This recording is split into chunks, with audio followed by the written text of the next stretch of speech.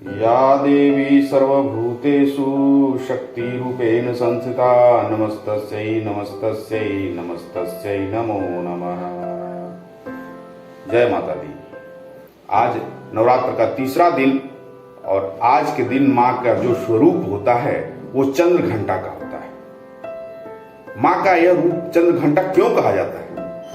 क्योंकि माँ के मस्तक पे चंद्रमा घंटे के समान विराजमान होता है, इसलिए इस रूप को चंद्र घंटा कहा गया है। माँ का स्वरूप इस दिन चमकते हुए सोने के भांति कांतिमय होता है, जो अत्यंत ही शक्तिदायक और बलदायक होता है।